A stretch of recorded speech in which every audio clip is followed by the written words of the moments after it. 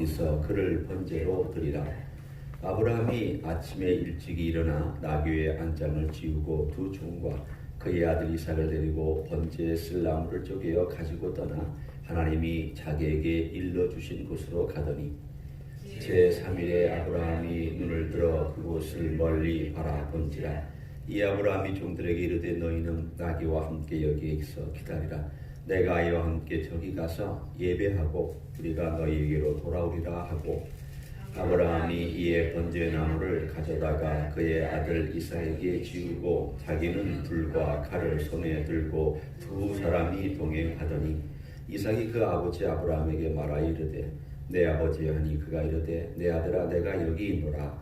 이삭이 이르되 불과 나무는 있거니와 번제할 어린 양은 어디 있나이까.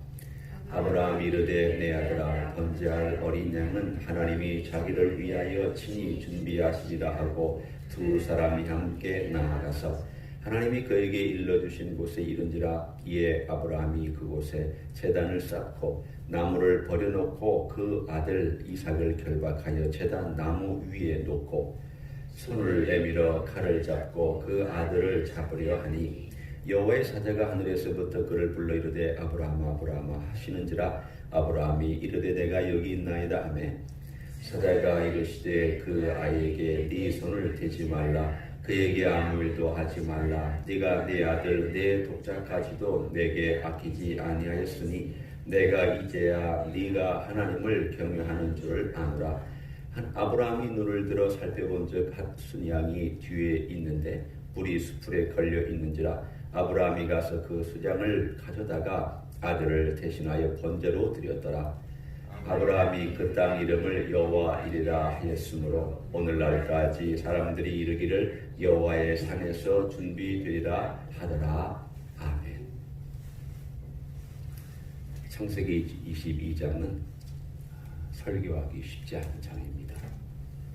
내용을 몰라서가 아니고 또 진행되는 이야기의 흐름을 파악해서가 못해서가 아니라 이 정도의 신앙을 가진 사람, 그리고 만약에 내가 이런 위치에 있다 한다면 하나님의 이러한 시험 앞에서 내가 어느 정도의 점수를 받을 수 있을까, 몇 점을 받을 수 있을까, 이런 생각 때문에 감히 이 창세기 22장은 설교하기가 쉽지 않은 장으로 여겨집니다. 여러분은 어떠신지 모르겠어요. 오늘 22장에 보면 특이합니다. 보통 이야기들은, 창세기나 다른 이야기들은 이야기가 쭉 진행되는 과정 가운데 해석이 잘 나오지 않습니다. 그냥 이야기를 툭 던져서 그 이야기를 가지고 우리가 나름 해석을 해야 됩니다. 그런데 오늘 여기에 보면 22장에 나와 있는 첫 번째 명확하게 해석을 이 저자는 우리들에게 전해줍니다. 어떤 해석을 전해주는가 하면 그 일 후에 하나님이 아브라함을 시험하시려고 라고 하는 이러한 단어 하나가 22장은 하나님께서 아브라함을 테스트하시는 그런 것이구나. 그냥 보통 같으면은 어느 날 하나님께서 아브라함에게 나타나셔서 아브라함아 부르셨다. 그랬더니 아브라함이 제가 여기 있습니다. 이렇게 이야기를 시작할 텐데 오늘 22장만큼은 제일 먼저 시험하셨다라고 이렇게 나와 있습니다. 왜 이것을 명확하게 밝히고 있을까요? 그것은 다른 것이 아니라 오늘 아브라함의 입장과 하나님의 입장에서 신앙생활을 40년을 했던 아브라함에게 하나님이 직접 시험하고 계시다는 것을 먼저 밝혀주고 있습니다.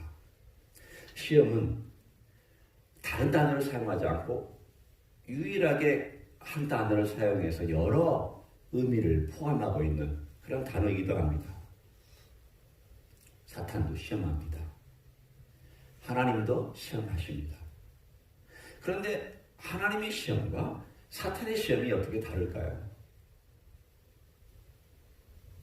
다 이런 비슷한 동사를 사용하기도 하고 또 같은 개념을 전달하기도 하는데 하나님의 시험은 우리가 그냥 만약에 단어를 바꿔 생각한다면 테스트, 하나님께서 이 테스트를 통하여서 좋은 결과를 가져오기 위하여 시험 점수가 나온 다음에 예를 들어서 만족할 만한 점수가 나왔으면 그 만족할 만한 점수에 의해서 칭찬을 해주시고 만족하지 못한 점수가 나왔으면 보강해서 훈련도 시키시고 학습도 시키시는 그러한 좋은 결과를 위해서 하나님께서 시험하시기도 합니다.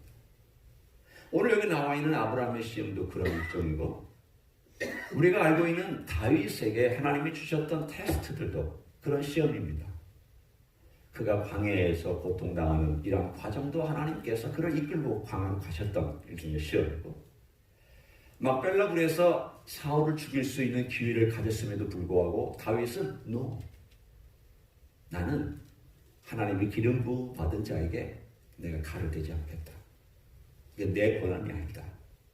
하나님이 하시는 권한이지 내 권한이 아니다라고 다른 사람들은 곁에서 얼마나 좋은 기회입니까? 하나님이 주신 절호의 기회입니다라고 얘기했을 때도 아니야. 이건 하나님이 주신 기회가 아니야. 라고 거절했던 그때. 거기에서는 하나님이 시험했다, 시험하지 않았다 단어를 쓰지 않았습니다만은 우리가 그런 것을 하나님께서 다윗의 믿음을 테스트해보는 하나의 과정으로 볼 수 있습니다. 오늘 여기 나와 있는 이 내용도 역시 마찬가지입니다. 하나님께서 테스트하신 것은 좋은 결과를 가져옵니다. 하나님이 사랑하는 사람을 세워주고 그 사람의 믿음이 어느 정도 와 있는지를 보여주며 이 단계에서 그 다음 단계로 나아가는 그러한 일종의 테스트 혹은 그 과정을 통하여서 자기 자신이 내가 이것이 부족하구나, 내가 이렇게 배워야 되겠구나 라고 알게 하는 어떠한 훈련의 과정으로 하나님이 사용하십니다. 그러나 사탄은 충동이라는 단어로 바꾸시면 됩니다. 사탄의 시험은 인간의 욕심, 인간의 쾌락, 인간이 가지고 있는 욕망, 인간이 가지고 있는 소유욕, 물질에 대한 욕심, 쾌락 등등등의 내가 뭔가 움켜쥐고 내가 뭔가 내 마음대로 하고자 하는 것들을 충동하는 그런 시험을 사탄은 합니다. 심지어 사탄은 하나님의 말씀을 끄집어내서 인용해서 우리를 시험하기도 합니다. 사탄은 기막힌 존재입니다. 아주 절묘하게 하나님 말씀을 아주 문맥과 상관없이 똑 떼어다가 자기 원하는 대로 딱 갖다 붙이고 하나님이 이렇게 말씀하시잖아. 해라 하라고. 얼마든지 하나님이 널 지지준다고. 자기 신학도 만들어냅니다. 자기의 성경 하나님의 말씀을 자기가 원하는 대로 갖다 사용하기도 합니다. 그것을 우리는 시험이라고 얘기를 합니다. 이것은 우리를 넘어뜨리려고 하는 목적이죠. 하나님은 우리를 넘어뜨리려는 목적이 아니라 우리를 세워주려는 목적입니다. 오늘 그것을 1절에서 밝힙니다. 우리의 삶 가운데도 시험이 있을 수 있다는 것을 이 이야기는 우리들에게 너지시 해줍니다. 하나님께서 시험하실 수 있다. 너희 시험의 과정 속에서 네가 어디에 와 있는지 너의 믿음의 현주소를 하나님께서 테스트할 때가 있다. 그래 여러분 너무 걱정하지 마세요. 신앙생활 얼마 안 되는데 창세기 22장의 시험을 하나님 하시지는 않아요. 나 이제 예수 믿은 지 얼마 안 됐고 이제 예수님이 겨우 이제 알아가는데 이런 시험 주시면 저 어떻게 감당해요? 걱정하지 마세요. 하나님께서 아브라함의 경우도 지금 115, 6세가 돼서 이 시험을 하고 계시는 거예요. 이삭이 15살 됐을 때 시험하시는 거예요. 그가 75에 하나님을 만났잖아요. 115살이면 40년의 간격이 있습니다. 그 간격 속에서 아담은 신앙에 성장하다가 뚝 떨어지기도 하고 또 성장하다가 떨어지기도 하고 이런 우여곡절을 쭉 겪고 난 40년이라는 생활을 쭉 한 다음에 하나님께서 드디어 테스트하고 계신 거죠. 첫 번째는 우리는 테스트의 성격을 아셔야 됩니다. 하나님이 직접 테스트하실 수 있다. 두 번째는 그럼 이 테스트의 내용이 뭐냐는 거죠. 이 테스트의 내용. 이 테스트의 내용을 가만히 보면은 제일 소중한 것을 하나님이 요청하시고 계세요. 오늘 본문에 여러분이 하나님도 참 어떨 때는 이렇게까지 말씀을 하셔야 될까라는 생각을 하는 2절을 한번 보세요. 그 뉘앙스를 여러분이 한번 느껴보세요. 여호와께서 이르시되 내 아들, 내 사랑하는 독자 이삭을 데리고 모리아 땅으로 가서 내가 네게 일러준 산 거기서 그를 번제로 드리라. 오늘 그냥 하나님께서 나타나셔서 이삭을 나에게 바쳐라 이렇게 말씀하실 수도 있는데, 하나님께서 이 아브라함의 가장 폐부 속에 담고 있는 자기의 분신이라고 얘기할 수 있는 이삭을, 눈에 넣어도 아깝지 않고 아프지 않는 이삭을 하나님께서 정확하게 묘사하고 있잖아요. 내 아들, 내 사랑하는 독자 이삭.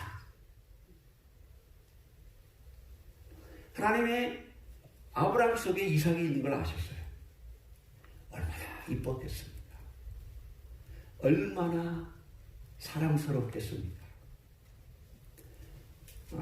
요즘 손주들을 갖고 있는 분들에 대해서 이렇게 물어보면, 최근에 손주 있는 어떤 목사님한테도 물어봤더니 손주를 갖는 기분이 어떠냐, 또 아들하고 다른 또 그런 기분이 있다고 그래요. 너무 사랑스럽고 너무 이뻐서 눈에 넣고 다녀도 되고 주머니에 넣고 다녀도 되고 그렇게 이쁘다. 또 자세히 보면 다른 느낌의 이쁨이 있다고 그런 얘기를 하더라고요. 어떠신지 잘 모르겠어요. 아마 그러실 거예요. 한번 생각해 보세요. 100세 어른 아들이면 사실은 손주 같은 기분이죠. 그리고 그 오랫동안 기다렸던 아들이 커가는 그 하루하루가 색다르게 느껴지는 하루였을 거예요. 1살 될 때, 2살 될 때 다르고, 2살 될 때고, 또 3살 될 때 다르고, 또 4살 될 때가 다르고, 또 10살 될 때가 다르고, 이제 15살 때가 되어서 이제 어른으로서 들어가서 이제는 뭔가 어른으로서 청년의 시기에 들어가기 직전에 있는 소년과 청년의 약간의 그 어중간한 그 중간에 있는, 그러나 뭔가 일어날 수 있고 그러나 아직 책임질 나이는 아닌 이런 아이를 데리고 이 아이를 내게 바쳐라라고 하는 이 하나님의 명령과 이 시험은 아브라함에게는 제일 큰 시험이었습니다. 만약에 이런 시험이 저에게 왔다고 한다면 저는 자신이 없습니다. 한편으로는 이렇게 생각할 거예요. 하나님, 차라리 저를 바치죠. 저를 제가 바치겠습니다. 차라리 이런 말을 할 것 같아요. 그런데 아브라함은 이런 하나님의 시험에 대하여 오늘 어떻게 그 반응하고 있는지 몇 가지만 우리가 살펴봅니다. 한번 보세요. 3절에 아침에 일찍 일어났습니다. 순종하는 그의 자세를 보는 거죠. 그리고 5절에 한번 봅니다. 이 아브라함이 종들에게 이르되 너희는 나귀와 함께 여기서 기다리라. 내가 아이와 함께 저기 가서 예배하고 우리가 너희에게로 돌아오리라. 아브라함이 우리가 너희에게 돌아오리라라는 말은, 이 우리라는 말은 아브라함이 그냥 종들에게 헛소리로 얘기하는 말같이 들리지는 않아요. 나만 돌아온다는 말도 아니라 그냥 우리가, 나와 아들이 돌아오리라.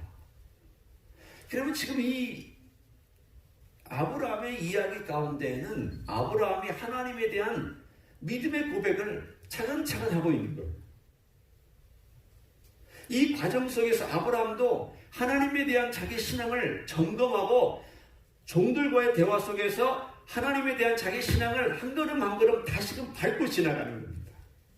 마치 징검다리를 걸어가듯, 징검다리 돌들을 하나하나 밟고 그가 시냇가를 건너가듯 그의 신앙이 하나님을 향하여 자기가 헌신했다라고 분명히 얘기를 하고 마음에 작정하고 있는 그것을 아침에 일찍 일어남으로 확인하는, 종들에게 우리가 돌아올 것이다 라고 하면서 하나님께서 어떻게 그를 살리실 수도 있는, 내가 아무리 이 아이를 바친다 할지라도 하나님은 이 아이를 살려줄 수 있다.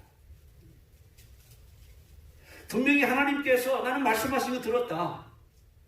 이 아이를 통하여 내 자손이 번성할 것이라. 이 이삭을 통하여 번성할 것이라고 하나님이 약속하셨다. 그러면 하나님이 그렇게 약속하셨으면 하나님이 이 말을 번복해가지고 이 아이를 죽여버리고 없애주시겠느냐? 내가 이 아이를 번제로 드린다 할지라도 하나님은 없는 가운데 만들어내실 수도 있는 하나님께서 내가 이 아이를 번제로 드린다 할지라도 죽음 가운데 있는 이 아이를 살리셔서 나에게 되돌려 주시지 않겠느냐? 나는 안다. 내가 없는 가운데 이삭을 얻었다면 사라의 태가 죽은 가운데 아들을 태를 열어서 주셨다면 이 아이가 죽어도 이 아이를 나에게 되돌려 주실 수 있는 분은 여호와 하나님이시다.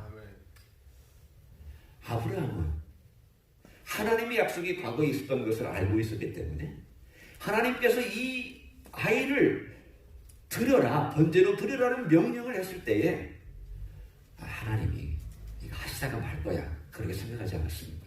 아브라함은 실제로 죽이려고 했습니다. 아브라함은 실제로 번제로 드리려고 했습니다. 신용만 한 거 아닙니다. 아브라함은 실제로 했습니다. 다 현실입니다. 리얼한 현실입니다. 그러나 아브라함 한 가지 믿고 있었던 것이 있습니다. 그건 뭐냐면 이삭을 통하여 하나님께서 일하신다고 약속하셨기 때문에 내가 번제로 드린다 할지라도 하나님은 이삭을 어떻게든 살려내실 것이다. 나는 모르지만 이건 내 이성과 내 능력과 내 논리를 벗어난 일이지만 하나님은 하실 수 있다. 이 믿음을 가지고 우리가 돌아오리라. 우리가 돌아오리라. 그리고 나서 종들을 거리 떨어진 곳에 놓고 이삭을 데리고 올라가서 그리고 아들과 함께 대화하는 그때에도 아브라함은 자기 믿음에 또 발을 한 발자국 디디면서 나아갑니다. 아버지, 다 있는데 번제로 드릴 양 어디 있습니까? 그랬더니 아들아, 하나님이 준비하실 것이다. 그리고 올라가서 하나님께서 내 아들을 드림과 또 하나님께서 번제로 드릴 양을 준비하는 이 모든 것에 대하여 아브라함은 사실은 자기가 준비한 것도 아니고 자기가 그렇게 될 거라고 뭔가를 생각한 것도 아닌 하나님의 행하고 계신다는 이 모든 사실에 대하여 신뢰하며 한 걸음 한 걸음 한 발자국 종들과의 대화, 아들과의 대화, 이 모든 과정 가운데서 그의 마음을 뒤흔들 수 있을 만한 많은 과정과 3일의 기간에 그 많은 생각들 속에서 생각을 다지고 그의 결심을 또 다지고 또 그의 마음을 다지고 그의 가지고 있는 하나님에 대한 헌신을 다져가면서 맨 마지막에 자기 아들을 결박해서 그 제단 위에 올려놓을 때도 그의 모든 결심을 마지막 다지고 칼을 들고 죽이려고 하는, 각을 들려고 하는, 아들을 번제로 드리려고 하는 바로 그 순간까지도 아브라함은 하나님에 대한 자기 신앙의 고백을 다져가면서 하나님께 전체를 드리려고 작정한 그 순간 하나님이 다급하게 개입하신 사건이 오늘 본문에 등장합니다. 11절이죠. 여호와의 사자가 하늘에서부터 그를 불러 이르시되 아브라함, 아브라함. 오늘 여기서 여호와의 사자는 우리가 알고 있는 성육신 하시기 전에 예수님이실 겁니다. 예수님께서 모리아 산상에서 아브라함에게 나타나셔서 그 아들을 번제로 드리려고 하는 그 순간 개입하셔서 역사하셨습니다. 그래서 어떤 그림을 보면, 중세의 어떤 그림을 보면 이 장면을 그렸을 때에 단순히 아브라함아 아브라함아라고 그렇게 말하지 아니하고 그 천사가 나타나서 그 여호와의 사자가 나타나서 아브라함의 손을 붙잡고 있는 그림이 있습니다. 화가가 그런 그림을 그렸습니다. 아마 화가는 이 장면을 상상해서 그렇게 그렸을 거예요. 제가 생각해도 그럴 법해요. 왜냐하면 아브라함 너무 급한 나머지 아브라함이 이 칼로 내리치는 그 순간이 너무 급한 나머지 붙잡지 아니하고는 그것을 억제할 수가 없어서 그렇게 천사가 나타나서 확 붙잡았던 그 느낌을 우리들에게 전달해 준 그림이 있습니다. 오늘 이 이야기를 가만히 보면서 아브라함이 어떤 반응을 보이고 있으니 어려운 시험 가운데 3일 동안에 아들을 번제로 바치기 직전까지 한 걸음 한 걸음 믿음의 길을 걸어가고 자기의 생각을 하나님께로 집중하고 또 한 걸음 한 걸음 어떻게 하나님께 자기 자신을 헌신하고 있는지의 과정을 여러분이 한번 상상해 보십시오. 여러분이 아브라함 입장에 대해서 3일 동안 모리아 산에 그 제단 위에 아들을 올려놓기까지, 그리고 칼을 들어서 내리칠 그 직전까지, 그 과정 속에서 아브라함은 어떤 생각을 했을까? 아브라함이 바보겠습니까? 아브라함이 맹목적인 사람이었겠습니까? 아브라함이 믿으면 이렇게 아무 생각도 없이 그냥 맹목적으로 믿는 거야 라고 얘기해서 그렇게 했겠습니까? 아닙니다. 아브라함 똑똑한 사람입니다. 아브라함 여러 면으로 리더십이 있는 사람입니다. 아브라함이 여러 면으로 분별력이 분명한 사람입니다. 그런 아브라함이 하나님께 대하여 이런 신뢰를 보였다는 것은 하나님을 제대로 알고 있다는 뜻입니다. 하나님은 그런 아브라함을 테스트하신 거죠. 아브라함아, 나는 너의 그 모습을 보고 싶다. 아브라함아, 나는 네가 그렇게 나를 향하여 고백하는 사랑의 고백을 내가 행동으로 보고 싶다.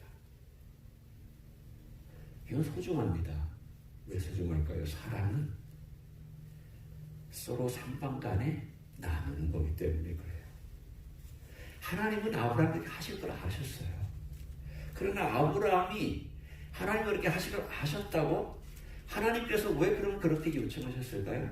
아브라함의 그 행동 속에, 아브라함의 고백 속에 3일 내내 하나님께 기도하면서 하나님과 교제하면서 신앙을 고백하고 자기 아들을 바치는 그 직전까지 하나님을 향한 헌신과 사랑의 고백을 하는 그 행동으로 하나님께 사랑을 고백하는 것을 하나님은 직접 눈으로 보고 하나님도 사랑의 고백을 받고 싶으셨던 거예요.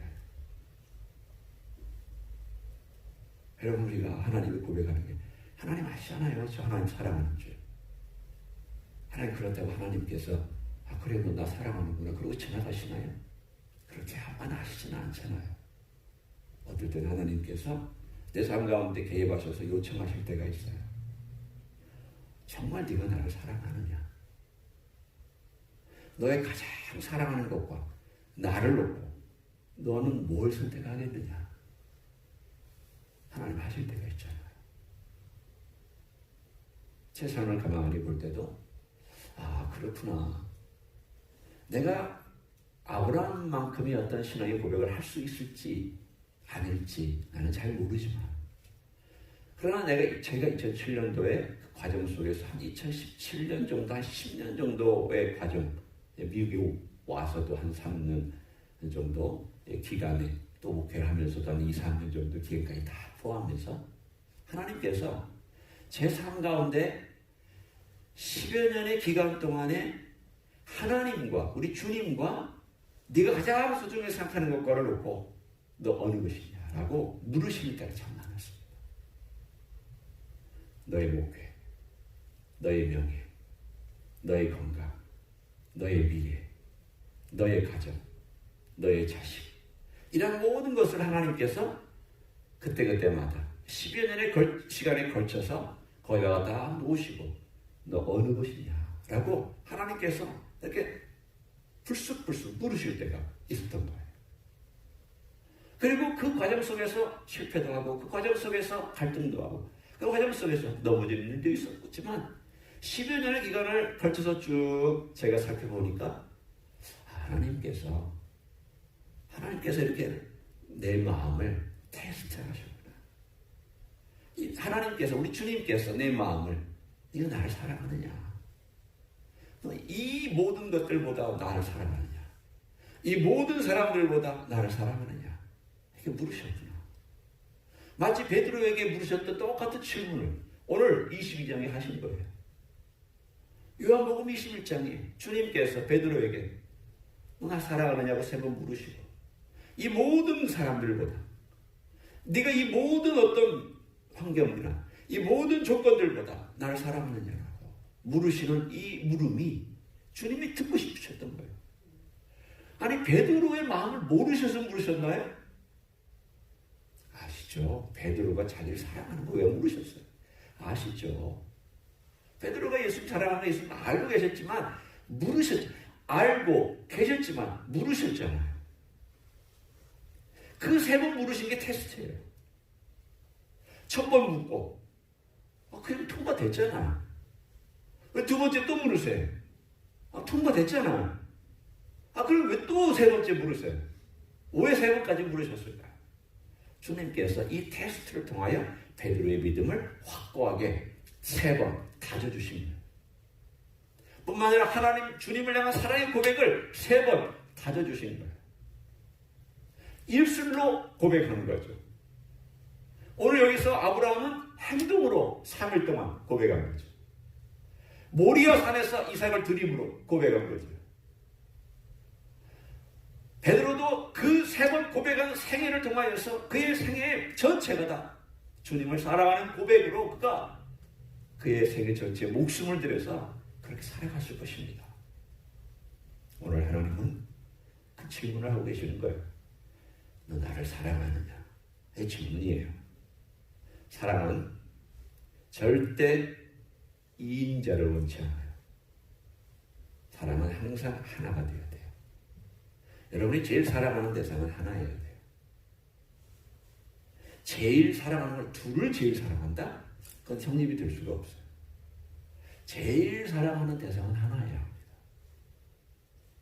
그분은 우리 주 예수 그리스도셔야 되고, 그분은 오늘 본문에 자기 아들을 아끼지 아니하시고 주신, 아브라함의 아들은 아끼셨지만 자기 아들은 아끼지 아니하고 주신 하나님 아버지가 우리를 사랑하신 그 사랑으로, 우리를 사랑하시는 예수 그리스도의 사랑 앞에 우리가 드릴 수 있는 고백은 딱 하나예요.